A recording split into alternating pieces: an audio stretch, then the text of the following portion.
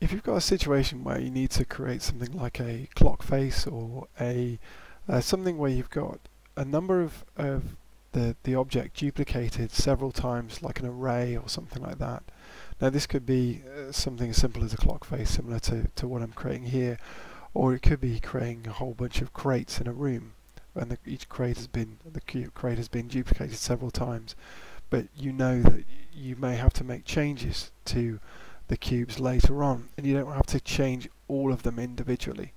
What you can do then is create instances of it, and this is a really powerful tool, and I'll show you how it works here.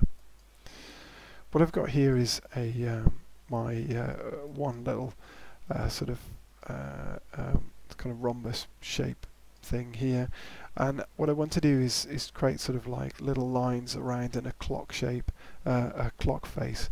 So I need 12 of them, and I need them to be equally spaced. If I space out these things, 12 of them, over 360 degrees, it means that I would have to take this object and rotate it 30 degrees at a time, and also create a duplicate of it. And I can do that using Duplicate Special. And to do that, I go to Edit, Duplicate Special, Options box. In here, I can then determine how much I want to rotate by, and remember it's X, Y, and Z. In this instance, we're going to be rotating along the X-axis, and I can see that by looking at the axes down here. And I'm going to rotate it by 30 degrees, so each instance of this object will be rotated 30 degrees at a time.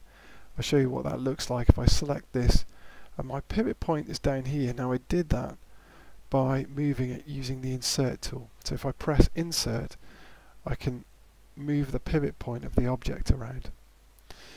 So I've moved the pivot point down here, and if I rotate along the X-axis, I press 30, press Enter, and that'll rotate it 30 degrees.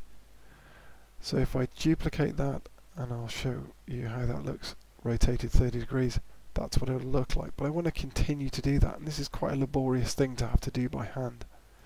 So I'll select that, and I'm going to use Duplicate Special.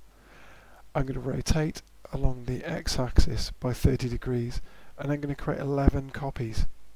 But the most important thing about this is, instead of just creating copies, I'm going to create instances.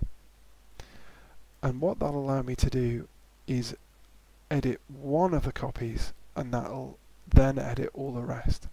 So I'm going to click Apply, and you'll see how it's rotated it 30 degrees at a time and created 11 copies.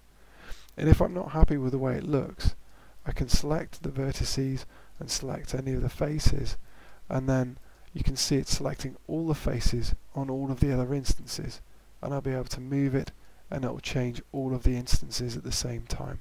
And that's a really handy thing to be able to do.